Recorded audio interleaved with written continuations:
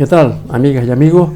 Una semana más con ustedes a través de TACA Televisión y Nortevisión en este programa Al Día, y que hoy vamos a conversar con algunas cuestiones que ya hemos tocado en programas anteriores y que sería necesario también hacer algunas puntualizaciones y por lo menos conversar entre nosotros y darle algunas ideas para provocar en nuestra audiencia la reflexión y las preguntas que todos nos estamos haciendo continuamente, porque lo que importa quizás en este aspecto y en otros aspectos de la vida es preguntar y dudar, que dudar también es muy sano y es una característica de los humanos, y pobre de aquel que no dude o tenga certezas absolutas. Así nos va en muchos terrenos de lo social y de lo educativo y de lo político. Como todas las semanas estamos con ustedes, Esther, mi compañera psicóloga, y un servidor, Paco Javier Montes de Oca, y mi compañero y amigo también Antonio Melián, que como ustedes saben también es mediador familiar, máster y también licenciado en ciencias religiosas. La semana pasada apuntamos de que en Argentina estaban hablando de que el siglo XXI debería ser el siglo dedicado a las enfermedades mentales y cómo combatirlas. Muy importante. Y que también hablaban de que la depresión, incluso el suicidio, es una pandemia de la juventud. ¿Por qué decían esto y por qué? Porque en cierto modo lo avalan los datos. Y les pongo un ejemplo.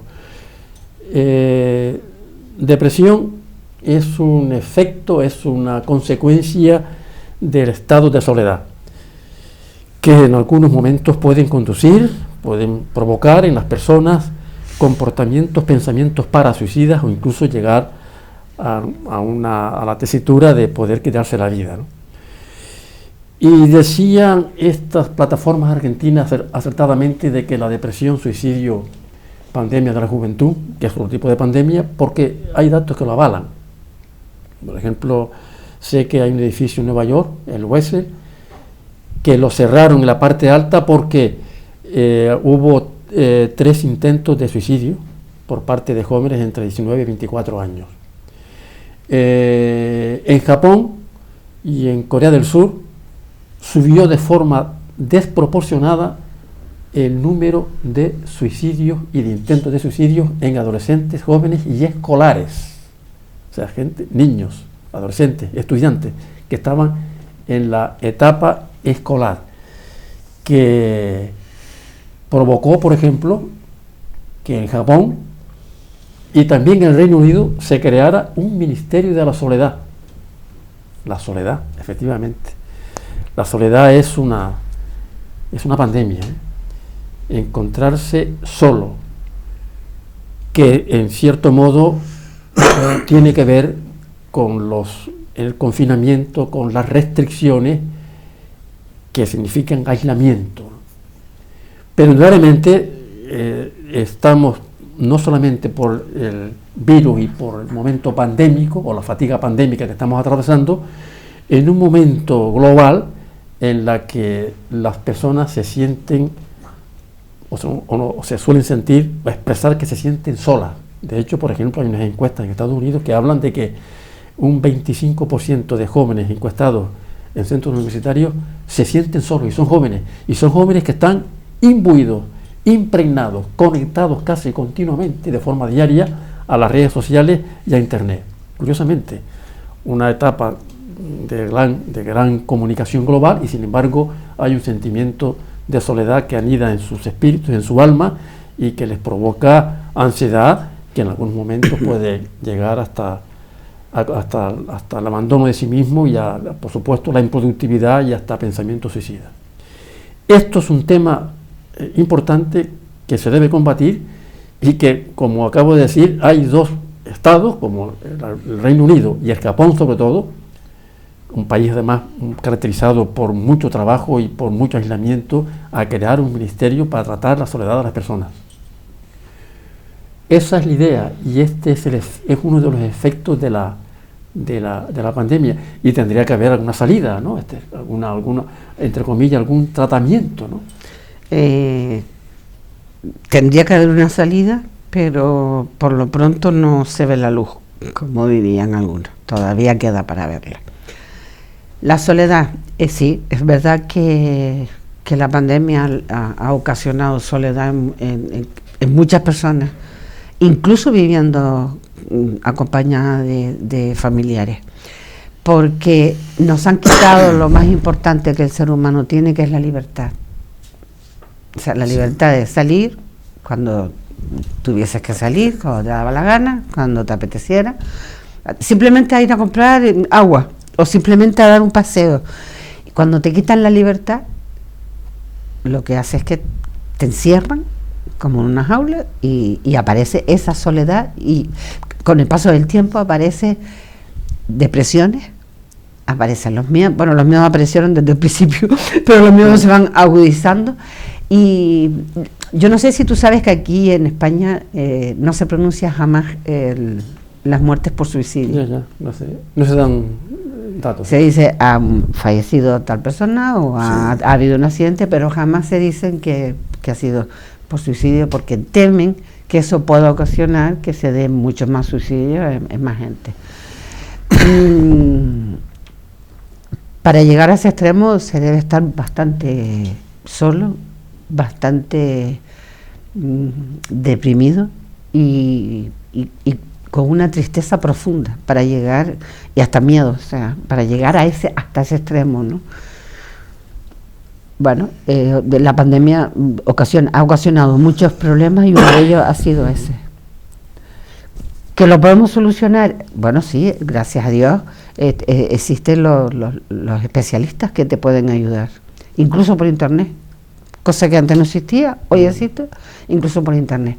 ¿Qué ocurre? Que es verdad una de las cosas que comentaste, es que me quedé, que a pesar de que los chicos, los jóvenes tienen internet y pueden verse con sus amigos, no es lo mismo, y eso espero que lo hayan entendido y lo hayan comprobado, que verse cara a cara, que tomarse una copa, un café, lo que sea, adjunto. No es lo mismo que el abrazo, no es lo mismo que la falta del beso, no es lo mismo una pantalla que tenerte a ti ahora mismo como te tengo o a ti. Claro, ¿qué pasa? Que eso en los jóvenes y en los no tan jóvenes y en las personas también mayores, yo creo que en todos puede ocasionar esa soledad, esa depresión y esa gana de gritar y decir basta ya, ¿no? Que acabe ya de una vez, ¿no? Y es una de las consecuencias quizás, entre comillas, positivas de esta situación, que es la toma de conciencia de las personas de pedir ayuda. Claro. Es importante pedir ayuda al especialista, de expresarse, porque hay, iba a decir recetas, no recetas, hay orientaciones, hay formas positivas de afrontar esta situación. O sea que incluso hay algunos datos que hablan de que sí, que en esta época como nunca se está pidiendo ayuda a los especialistas, que no precisamente a través de los sanatorios o centros médicos que solamente recetan lo que es medicación o la farmacoea o lo que es la receta que se encuentra en la farmacia, sino otras cuestiones mucho más profundas, más interesantes, más sociales, más comunitarias y más de lo que es encontrar, bucear el estado de ánimo de las personas para dar alguna esperanza, ¿no? Antonio, ¿verdad?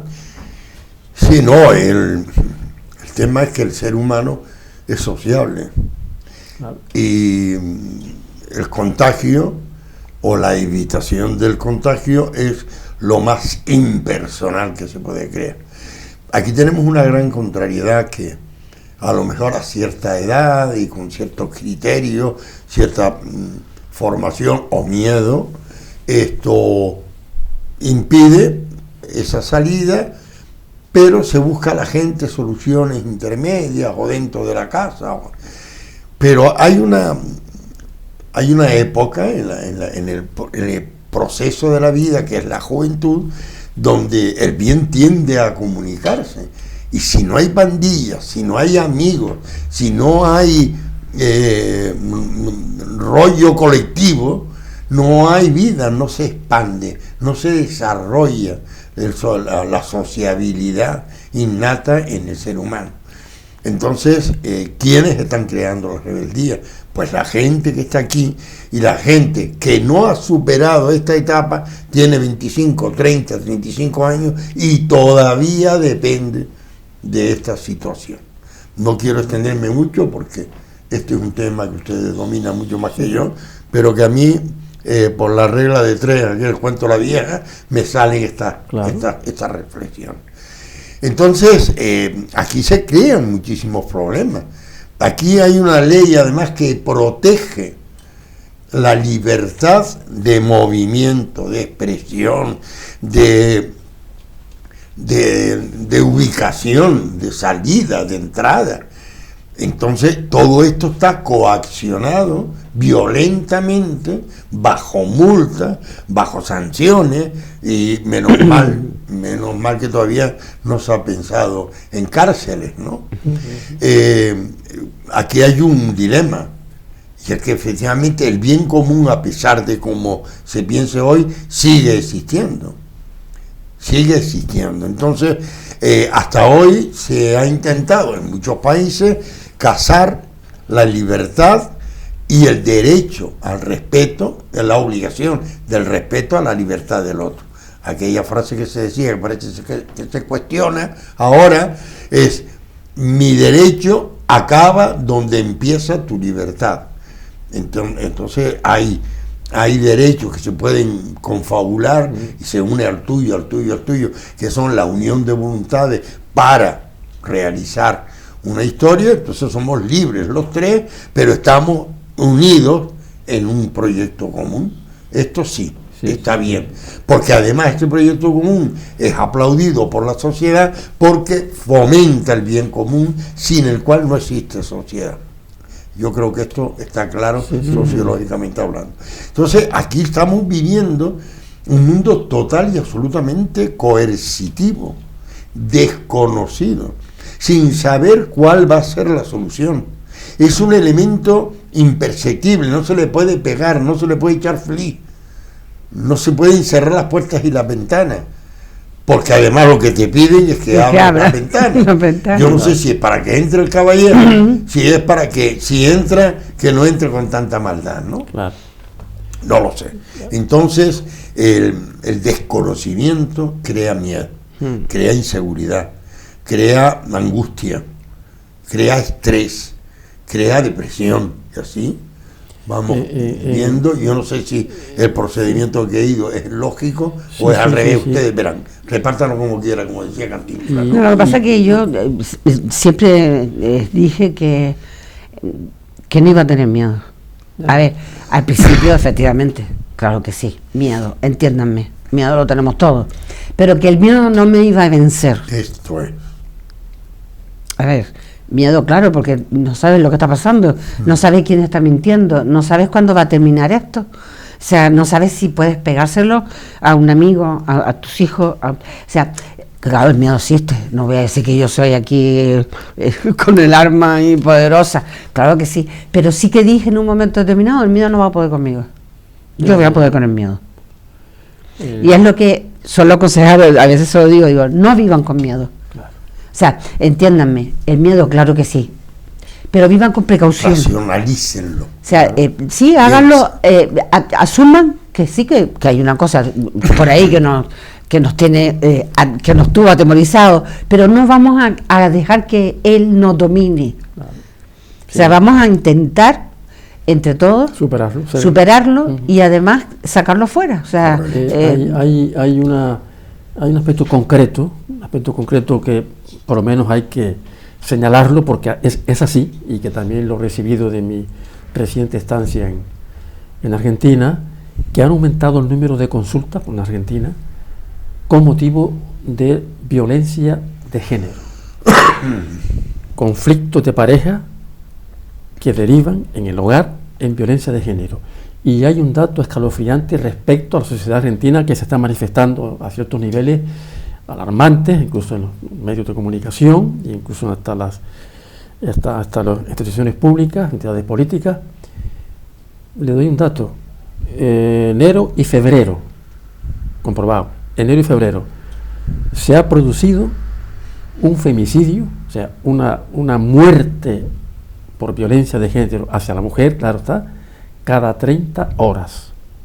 En concreto, en los meses de enero y febrero se produjeron 46 asesinatos denunciados, independientemente después de lo que pueden haber por ahí, de maltratos y demás, ¿no? Es una pandemia, ¿eh? Es una pandemia que en este caso afecta a Argentina y que produce cierta rebelión, cierta alarma social, que incluso a través de manifestaciones públicas y de huelgas y de porque vamos a tenerlo en cuenta. O sea, es un dato concreto.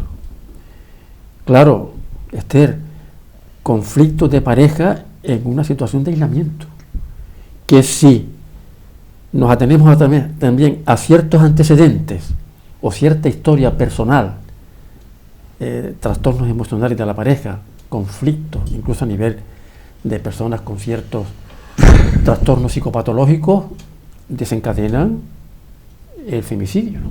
Sí, claro. A ver, si ya de por sí antes de la pandemia ya existía ese maltrato de género, pues imaginémonos encerrados en una cárcel, en una jaula. Dos personas que ya venían con esa historia. Personas que no podían salir, que estaban totalmente encerrados. Pues se agudizó mucho más el miedo de la mujer y se agudizó mucho más el poder del hombre. Que tengo ya, claro, bajo mi poder como el carcelero, ¿no? ¿Cómo se puede mediar aquí? ¿Cómo se puede mediar? Claro, situación de aislamiento, encerrado, confinamiento. ¿Qué hacen los psicólogos, psicoterapeutas y mediadores? ¿Van al hogar? Hombre, existe el teléfono de ayuda. Sí, la esperanza. Yo no sé si se utilizó o no tengo los datos, no puedo decirlo. Tampoco. No sé si durante los 2 meses de aislamiento... Sí, parece que se ha utilizado, pero no para este tema, sino para temas general, para temas de depresiones, de tristeza, de melancolía. Pero como has hablado del maltrato, de violencia de género, yo no sé si se utilizó, no tengo... Para los otros sí sé que seguro, se llamaba continuamente. En esos casos igual no podían llamar las mujeres porque estaban los hombres en casa. Por ejemplo. Eso es lo que te iba a contar. Claro. Yo tuve una experiencia en el principio, ¿no? Obviamente se paralizaron todas las actividades. Yo tenía una actividad dentro de la parroquia con la que colaboro de catequesis a padres, ¿no? Padres de niños de primera comunión. Son bastantes, porque yo tenía 2 grupos y son bastantes. Entonces, aprovechando los WhatsApp que tenemos voluntariamente por parte de ellos, en fin, con toda la garantía, yo avisé a las pocas semanas mandé una nota: cuidado con las agresiones que nos acechan en el hogar. Y explico todo eso que tú hiciste muy magistralmente. O sea, hay una unión, esa unión es forzada, hay una intercomunicación que también lo es debido a ese encierro, hay un aliento en el cogote, hay muchas situaciones que provocan en amores débiles, como me gusta a mí llamar, ese amor que se está transformando en cariño, pero que la gente no sabe distinguirlo. Entonces ya no me quieres, aquí estás encerrada, claro, ya no ves y entonces vienen las acusaciones, vienen los enfados, vienen los empujones y vienen los cachetones, o sea, todo seguido. Bueno. Esto yo lo advertí, y yo creo que es una solución. El Colegio de Psicólogos de Madrid sacó también una sucursal que la aireé un poco sobre el tema de los niños, el tema de los jóvenes, el tema de las parejas. Y en las parejas hablaba de este tema. De eso, si les parece, vamos a seguir hablando de estos los efectos, las secuelas psicológicas, sociológicas, emocionales de la pandemia después de esta pausa.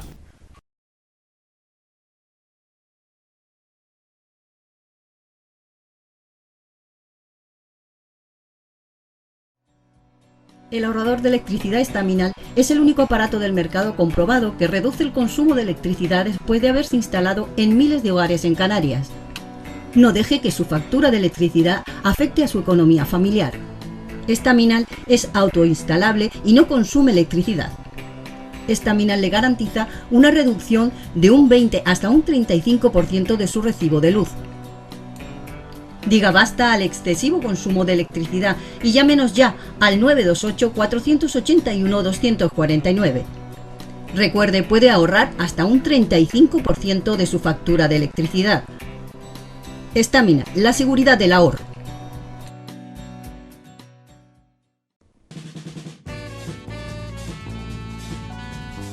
El ahorrador de electricidad Staminal, tras muchos años de instalación en Canarias y ser elegido como producto del año en ahorro energético a nivel nacional, le ofrece la posibilidad de ahorrar de un 15 hasta un 35% de su consumo en su factura de electricidad. Sea cual sea su negocio local o industria, Staminal tiene el ahorrador que se adapta a sus características. No se fíe de las imitaciones, Staminal solo hay uno, con las homologaciones de la comunidad internacional. No deje que los gastos abusivos de electricidad afecten a la economía de su negocio. Pídanos presupuestos sin compromiso al 928-481-249. Ahorrador industrial de energía Staminal, la solución a su excesivo consumo energético. Recuerde, ahorre de un 15 a un 35% de su factura de electricidad. De vuelta con ustedes, estábamos conversando, lanzando algunas reflexiones sobre los efectos psicológicos, sociológicos, emocionales, incluso hasta políticos, si ustedes quieren, de la pandemia. Lógicamente también tiene efectos políticos y que en cierto modo tienen que ver con la sociología de las poblaciones, ¿no? Y lo digo porque hay que pensar que hay un mañana. Y entonces habría que pensar cómo será ese mañana, o cómo debería ser ese mañana, después de un periodo pandémico de aislamiento, de soledades, que hemos hablado también de ella, y de tantos conflictos y de tanta ansiedad. Es difícil plantearlo, por lo menos teóricamente hay que plantearlo, ¿no? Pero a ver cómo engarzamos o cómo combinamos esta cuestión que a nivel teórico es muy bien, creo que es un planteamiento correcto, ético, sociológico adecuado. Cambiar el yo por nosotros, por un nosotros, es decir, olvidarnos un poco del egoísmo presente en las familias, en la sociedad, en los grupos, en el ejemplo de los padres de la patria, y los padres de la patria, toda la política estatal, regional, autonómica y hasta local. Es decir, cambiar el yo por nosotros, comprometernos con un cambio en estilo de vida saludable, de vida de ejercicio físico, de alimentación, de cuidado, de pedir ayuda, como antes hablábamos, pedir ayuda, tener la conciencia de que para eso están los especialistas facultados, no cualquier persona que se erige en consejero o consejera a través de, a veces de eso vamos a hablar algún día, ¿no? A través de los diferentes pequeños cursos o diferentes facultades que se atribuyen y no se sabe el nombre de qué.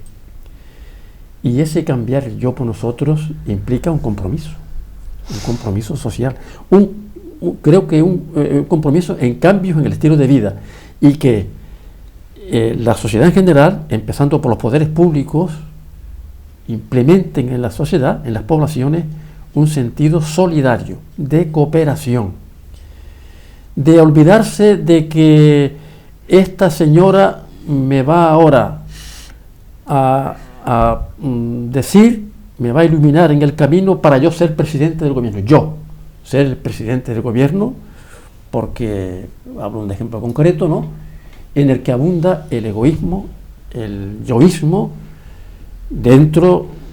instalado dentro de las sociedades, y con una gran influencia y una gran parte que se encuentra en los profesionales de la política.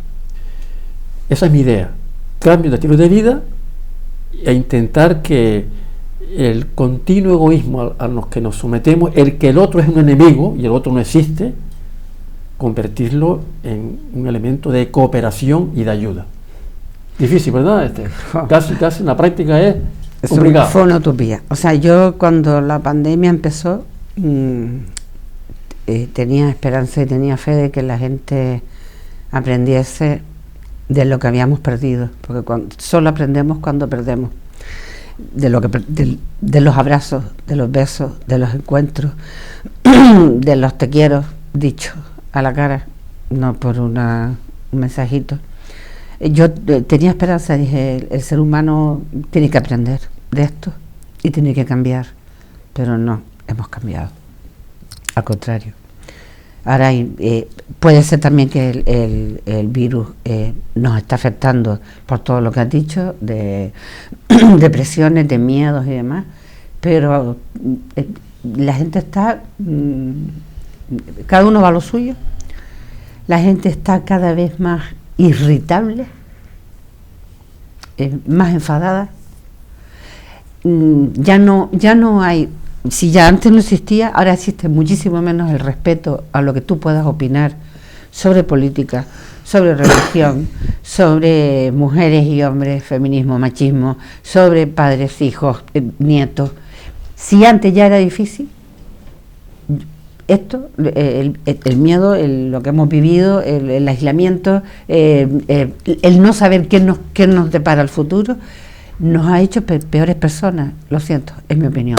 Es lo que he observado en otras personas, es que ni siquiera te dicen lo bueno. ¿Y no tienes esperanza de que después de esto haya, cuando se vuelvan a quitar las mascarillas, la gente se pueda encontrar, a besarse, como dices tú y demás, puede haber un pequeño cambio? No. Bueno. Yo creo que no. A ver, hay gente muy buena, ¿eh? Ojo, generalizar, yo leí una vez que generalizar es de idiotas. Y no me gusta generalizar. Yo no estoy diciendo que pase con todo el mundo. Estoy diciendo que la mayoría de las personas con las que yo he podido, con algunas, es como, habla eso de yo no soy nada feminista, ¿eh? Nada. Yo soy mujer, soy ser humano. Y no voy a luchar por el feminismo, lo siento. Es mi opinión y es tan respetable como la tuya si quieres luchar ahora mismo por Julio César, es que me da igual. Pero al decirlo, bueno, usted no se puede imaginar los ataques que he recibido, y muy cercanos además. Entonces, eso no va a cambiar. No.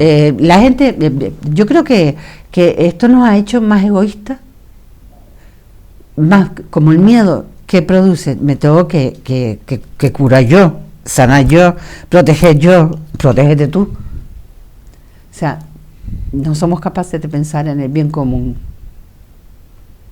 Pensamos en cada uno de nosotros. Y yo creo, sinceramente, tendría que haber un milagro para que cambie. Yo creo que el cambio, la misma dinámica del cambio, supone una reflexión interior y una influencia externa. Por la sociabilidad que supone el ser humano. Y la sociabilidad tiene muchísima fortaleza, pero tiene una gran debilidad. Y es que si yo no me puedo asociar, para mí no existe, y vienen todos los trastornos que se han enumerado en programas anteriores y en este programa. Entonces, pretender que de una situación angustiosa, miserable, temerosa, pero temerosa no solamente a morir, temerosa a vivir, temerosa a qué como mañana, cuando se acabe el ERTE, que afortunadamente en esta crisis se ha sido más humano desde el punto de vista ¿cómo se llama? Económico, financiero. Entonces, yo me pregunto que salvo, y tampoco iba a decir que emisoras patrocinadas por religiones o demás. No, yo enciendo la televisión a ver qué problemas hay, aparte de robo, de violencia, de violaciones, de desobediencia, de lucha, de pandillas, de robo, de lanchas con droga. Poquito más. No hay programas de reflexión, sino que hay problemas de debate, y el debate yo me lo imagino sosegado. La palabra nos inspira que el debate es debatir. Tu opinión, esto es un debate. Aquí nadie ha levantado la voz. Es un debate, yo opino, tú opinas. Normalmente nos ponemos de acuerdo y en línea de mejora porque tenemos un objetivo, es brindar oportunidades a la gente. Pero es que en el mundo en que vivimos no tenemos esta influencia externa, sino esta concitación a la violencia, el no entendimiento. Yo vi ayer o antes de ayer, no sé si lo vieron ustedes, en la nuestra, en Televisión Canaria, bueno, nuestra, es decir, en Televisión Canaria, vimos confesiones. La reunión de todos los expresidentes para homenajear al único presidente difunto, que es Martín. Cómo se hablaba, con qué dulzura se hablaba de la política, se hablaba de los políticos, se hablaba de siempre en Canarias, no sé a partir de qué político, qué presidente, se convocaban a todos los presidentes anteriores para un almuerzo de trabajo, donde el presidente ejecutor en ese momento ponía en la mesa problemas de Estado, para discutirlo, debatirlo con los presidentes anteriores. En Canarias, el Parlamento, afortunadamente, el grito no es estentórea. Tiene que haber una crítica, tiene que haber una denuncia. Nosotros presentamos una vez la ley de mediación, una reforma que se hizo de la ley, y la seguimos y fuimos al Parlamento y hablamos con todos, porque el Parlamento oficial es el que está adelante, pero detrás en la cafetería es el verdadero Parlamento. Y allí nos presentaron a todas las fuerzas políticas. Entonces recuerdo que el PSOE me dijo, esa ley la presenta el PP. Sí, pero es una ley buenísima, hemos intervenido todos los... Dice, bueno, yo tengo que decir algo en contra de la ley, porque es mi obligación. Voy a decir que la ley sea gratuita. Ah, fenomenal. Nosotros en el COF vivimos más de subvenciones que de aportaciones económicas de nadie, ¿no? Porque no, lo que vendemos es miseria, pero que produce felicidad, pero no nos dan dinero, afortunadamente. Entonces tiene que haber una subvención. Estupendo. Entonces eso fue el gran debate contra la ley. Un debate estúpido, lateral y tal, pero que tenía que consumir sus minutos. Entonces yo creo que cuando haya una sociedad, y yo creo que tendría que cambiar la clase dirigente, tendrían que ser más adultos, tendrían que ser más reflexivos y más responsables. Es que yo realmente, y lo tengo escrito para publicarlo algún día, es decir, a mí me recuerda al patio de un colegio, el Parlamento. Sí. Si el Parlamento da esa impresión, todos, todos. Sí, yo todo. No tengo clase preferida, desgraciadamente, porque yo, por ejemplo, cuando en el Parlamento hablaba Anguita, decía, qué pena que yo no pueda ser de Izquierda Unida, ¿no? Esto es lo que yo pienso. Pero es un hombre, es un pensador, es un señor. Cuando en los primeros parlamentos se hacían aquellos discursos fenomenales siempre sobre una realidad, daban gloria, se respetaban mutuamente. Es decir, no había insultos. Yo me enteré que era un felón cuando uno de los políticos se lo dice a otro político que además era presidente del gobierno. Y cuando yo leo lo que es un felón, digo, Dios mío, ¿Cómo se atreven a emplear esta frase a un respetable presidente que por serlo? Yo siempre decía, es que ahora ganó fulano de la derecha. Digo, pero es mi presidente. Así que cuidado, es mi presidente, el presidente de España. Dirá tonterías, dirá cosas que yo no entiendo. Vale, entonces yo creo que hay que instar a las instituciones a que... Es una de las cuestiones a tocar y a implementar, que en parte, también decías tú, sí, un poco también pesimista, porque el humano tiene memoria de pez, que en parte también corresponden a las entidades públicas, a las personas que dirigen una entidad pública o que no tiene que ser política, también puede ser educativo, puede ser también sociosanitario. Enseguida estamos con ustedes dentro de después de esta pausa,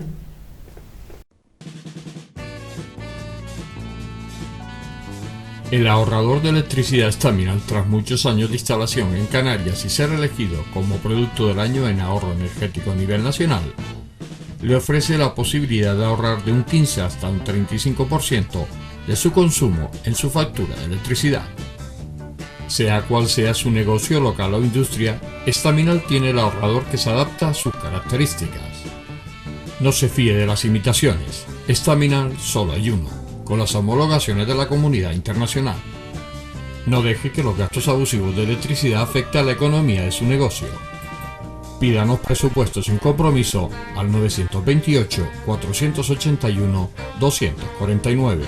Ahorrador industrial de energía Staminal, la solución a su excesivo consumo energético. Recuerde, ahorre de un 15 a un 35% de su factura de electricidad.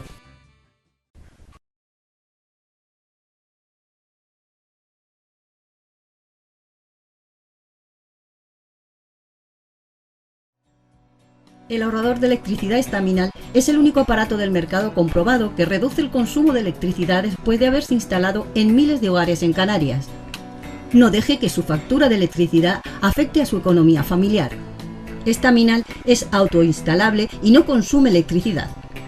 Staminal le garantiza una reducción de un 20 hasta un 35% de su recibo de luz. Diga basta al excesivo consumo de electricidad y llámenos ya al 928-481-249. Recuerde, puede ahorrar hasta un 35% de su factura de electricidad. Staminal, la seguridad del ahorro. No hace mucho escuché a una gran presidenta que fue de la Comunidad Autónoma de Madrid, Manuela Carmena, una mujer interesantísima, juez, con ideas progresistas, muy bien, ideas progresistas que no tienen que ser socialistas o no socialistas, sino de progreso humano. Sin embargo, estoy completamente en contra de un comentario que hizo cuando se le dijo que los políticos eran profesionales, y dijo que no, que era una vocación. Yo planteo dos ejemplos. Un señor que lleva 40 años en política no es profesional de la política.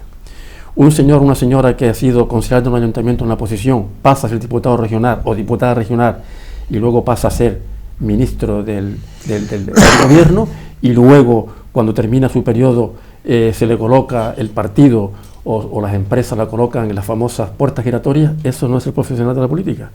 O sea, eso no es vivir de la política. Pues yo le llamo profesionales de la política. Claro, y es mi pensamiento, mi idea, y la defiendo donde quiera que sea, ¿no? Por ejemplo, nosotros, el señor o la señora que pasa por 4 o 5 partidos políticos. ¿De qué están pensando? Y el ejemplo tenemos ahora en un señor que era actor. Evidentemente el teatro sigue siendo, pero exactamente, sigue siendo actor, ¿no? Pasa que, claro, el teatro está en crisis. Y decían, claro, salen que hasta hace 15 días el partido en el que está ahora era el más terrible, era criminal, era un paraíso, era una corrupción continua. Y ahora está en este partido, ha cambiado de opinión por un principio marxista, de corruptum Marx. Tengo mis principios y si no le gusta los cambio por otros, evidentemente. Porque, entre otras cosas, usted lo sabe, como dicen los latinos, primum vivere, et deinde filosofare. Primero vivir, el teatro está muy mal, está en crisis, y yo, claro, no, tengo que seguir viviendo, y entonces donde digo diario, y se acepta. Está pensando en el yo, no en el nosotros. Para mí tiene no tiene la más mínima credibilidad, ni él, ni por supuesto el partido que lo asume y que lo acoge. Efectos sociológicos de esta pandemia, porque hay un mañana, y ese mañana tiene que saber administrarse, y tiene que haber ejemplos palmarios de que se implementan políticas, no solamente a nivel político, sino sanitario, educativo, que fomenten la solidaridad, que fomenten la cooperación entre los humanos, en vez de la agresividad y la eterna competitividad y competencia, que es uno de los posibles efectos también que hoy afecta al ser humano y que se encuentran solos, porque no hay quien les defienda. Pues sí, vemos esos debates y esas peleas y esas discusiones por mantener un puesto y asegurar el dinero. ¿Cómo crees que reacciona la gente corriente y normal? De la misma manera, porque aprendemos de lo que vemos, desgraciadamente, no todos, pero muchas personas, y sigue habiendo gente egoísta, gente que piensa en sí mismo, bueno, el ejemplo de los negacionistas, a mí me parece muy bien que tú seas negacionista, pero si no te importa, en tu casa. O sea, si en la calle nos han dicho que tenemos que ponernos mascarilla. Por cierto, nomás que te paréntesis, Esther, hay una entidad, no sé qué entidad de Estados Unidos, que está planteando que se les persiga legalmente. Que sí, se les persiga legalmente y que vayan a la cárcel. negacionistas, ¿verdad? Sí. Y además enviarlos a... Sí, efectivamente. Porque a mí me parece muy bien que tú creas que esto es una mentira inventada o no sé lo que creen. Pero en tu casa, si yo tengo que ponerme una mascarilla y mis hijos, mis nietos, como los de ustedes, es que además es curioso, deberían de aprender de los niños, porque son unos héroes. Jamás los verás quejarse. ¿Las escuelas cómo están? Muy bien. Pero además aprende ellos solos, o sea, siendo unos enanos, como le llamo yo a unos elfos, ellos solos ya saben, vamos a la calle, ya saben, van, cogen la mascarilla, se la ponen y salen sin protestar. No protestaron por el Día de Reyes, la cabalgata que se perdieron. No. O sea, no, sí, o sea, hubo, ay, qué pena, pero bueno, está el bicho. Una pequeña frustración. Está el bicho, normal, ¿no? pero y ya está. Y sin embargo vienen unos impresentables adultos que ya deberían de tener conciencia y vienen a fastidiar, lo que ha pasado en Barcelona, como tú bien hemos visto todos, como tú bien has comentado, lo de las agresiones. Por haber detenido a un francés, me parece que no es francés, perdón, de la República, el que canta, este tipo de canciones. Sí, el rockero. El rockero, o rapero. La ocasión de... Sí. Bueno, lo que pasa es que no fue por él, fue porque querían agresión y ya está. Pero sí, yo desde luego te digo una cosa, yo los meto, ya no en la cárcel, yo los meto en los hospitales a ayudar a las enfermeras, a las limpiadoras, a limpiadores, médicos, a todos. Allí, te voy a meter allí como servicio social, para no meterlo en la cárcel, porque encima la cárcel van gratis, porque lo pagamos nosotros, allí y sin cobrar, y encima ayudas en el... Pero por cierto, y lo planteo, y ya Antonio lo sabe, como lo comentó, porque te llamaron tiene ya la primera dosis, la tiene ya de la vacuna. Sí, yo también. Y la primera pregunta, ¿usted quiere vacunarse?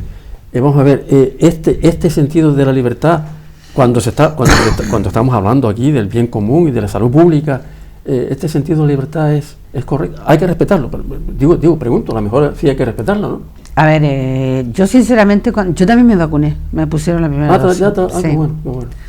Y al principio tuve dudas, tengo que reconocerlo, porque pensé que una vacuna que cuesta años en lograrla, años. Aquí se hace meses. Aquí se hizo en 4 meses, 5 meses, 8. En experimentarla con humanos. En experimentarla y demás. Bueno, yo la verdad es que al principio cuando me llamaron y me dijeron mañana tiene hora para vacunarse, la verdad es que ahí me dio un poco de, ¿qué hago, no? Pero lo típico, mis hijos, como no te vas a vacunar, que parece mentira, digo, quieto ahí, la decisión es mía. Pero voy a hacerlo, sobre todo, si es verdad, por el bien de todos. Yo me vacuné también y tuve esas mismas dudas porque yo normalmente no me vacuno. Yo tampoco. Mientras no me expliquen, es decir, no es por obstrucción ni por capricho. Ha quedado ya total y absolutamente claro y patente que los virus, una de las facilidades que tienen es a mutar, pero a mutar no de forma, no, ADN. Entonces, una gripe que se genera en China, que se va desarrollando, no es tan virulenta como esta, ¿no? Y llega a España un año después y se está aplicando la vacuna y se supone que este caballero ha mutado 1, 2 o 3 veces. Y 4 también. No lo dicen, sino que te meten la vacuna. Oiga, luego llega el caballero cambiado de traje y de chaqueta, que no lo conoces de nada, y se te mete y tú estás en baja defensa y además envenenado. Entonces yo digo, cuando ustedes me digan esto, yo me vacuno. Vale. Me tuve que vacunar en 2 ocasiones.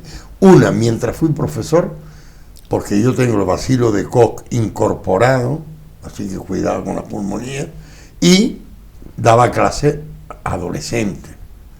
Entonces, por ley me tenía que vacunar y yo no lo dudaba. Y en este caso lo he hecho porque sabemos el ADN cada vez que muta y en qué muta.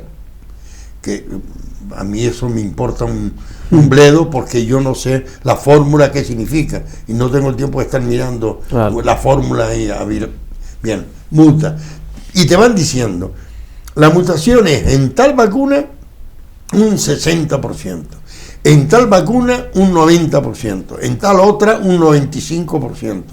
Y además advierte, los técnicos de la vacuna y las organizaciones nacionales, internacionales que hay en Europa, que son 2, 3, una entiende de la vacuna, otra de eficacia, otra de no sé qué, advierten que las mutaciones que se están produciendo son absorbidas por esta, en un 40% la del 63, en un 80% la de 90 y un 82% la de 95, más o menos, es la historia. Entonces yo digo, vacúnenme, además me toca la del 95%.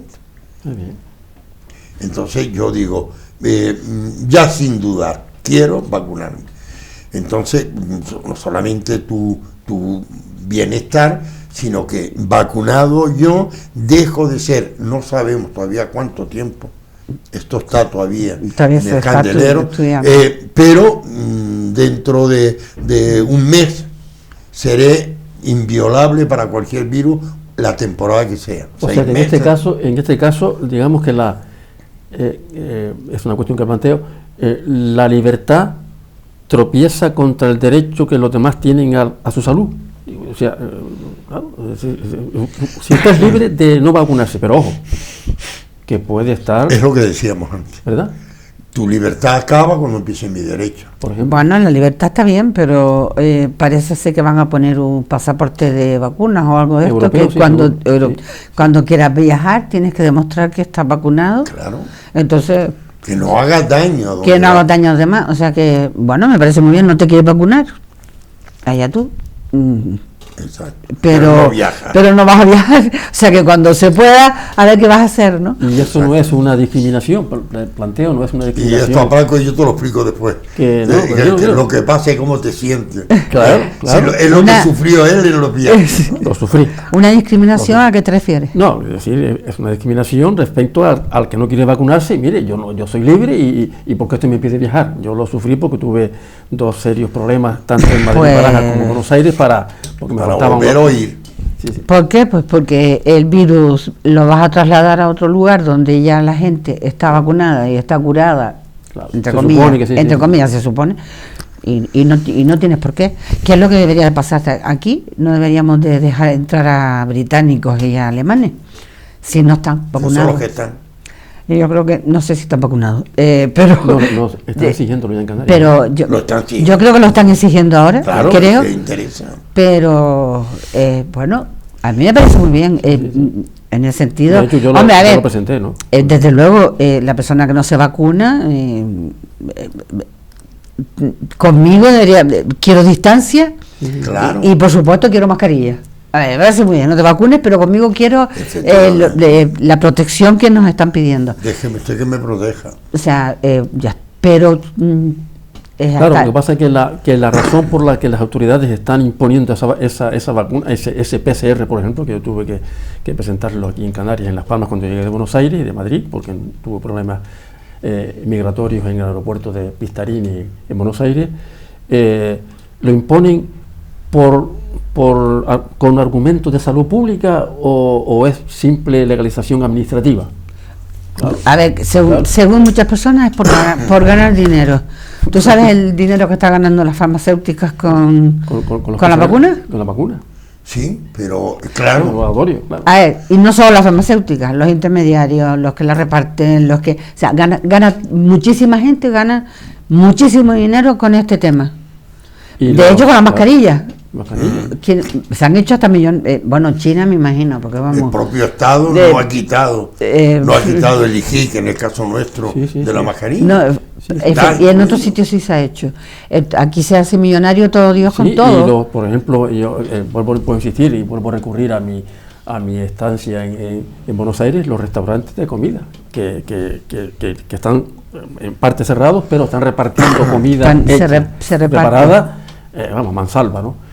Ha sido muy interesante para nosotros, por lo menos, para ustedes, estas digregaciones, estas reflexiones sobre la pandemia durante este post-pandemia o pandemia actual, que estamos todavía, como hemos hablado, en estado de fatiga pandémica,